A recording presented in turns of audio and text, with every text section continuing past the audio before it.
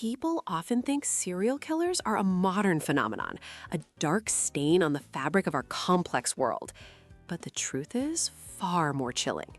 This brand of evil is ancient, a thread of violence woven through the entire tapestry of human history. Killers have always walked among us, manipulating and murdering without mercy. Today, we journey through time to unmask the monsters who hid in plain sight, from the marble halls of Rome to the quiet suburbs of today.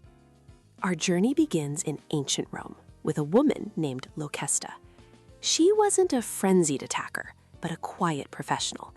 A master of poisons, she became a notorious weapon for the rich and powerful, eliminating political rivals with a silent, deadly efficiency. Serving the agendas of Roman elites, many believe she killed for the emperor himself, making her one of the first professional serial killers in recorded history. Centuries later, in 1400s France, the evil wore a different mask. Gilles de Rais was a nobleman, a war hero who fought alongside Joan of Arc. But behind his castle walls, he became a mass murderer, kidnapping and torturing young children for his own grotesque pleasure. He was eventually convicted and executed, but his story is a terrifying reminder of how power and privilege can conceal the most horrific darkness. Fast forward to 1888. The foggy, gaslit streets of London's Whitechapel are gripped by fear.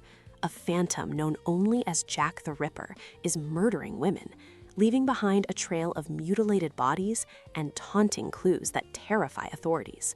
He moved like a ghost, always evading the police, and despite a relentless investigation, his identity was never discovered. He remains one of history's most infamous and chilling mysteries, a nightmare that was never given a face. Then, in the 1970s, the monster stepped out of the shadows and into the sunlight of suburban America. Ted Bundy was everything a killer wasn't supposed to be: charming, intelligent, handsome. He used this disarming facade to manipulate and murder dozens of women across multiple states. Bundy's case left a permanent scar on the American psyche, proving that the person you trust the most could be the one you should fear. He showed us that monsters don't always look like monsters, and the threat hasn't vanished. Today, unresolved cases like the Long Island serial killer and the West Mesa bone collector are stark reminders that predators are still active, hiding in plain sight. Modern technology gives law enforcement powerful new tools, but it's no guarantee that every perpetrator is caught. It proves that this darkness never truly disappears.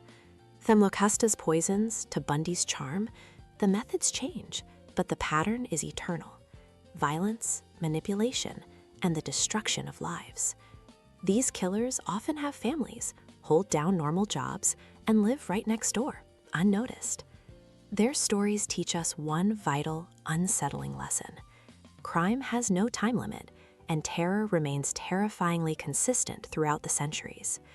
We can learn, analyze, and try to prepare society, but the truth is always more chilling than any myth.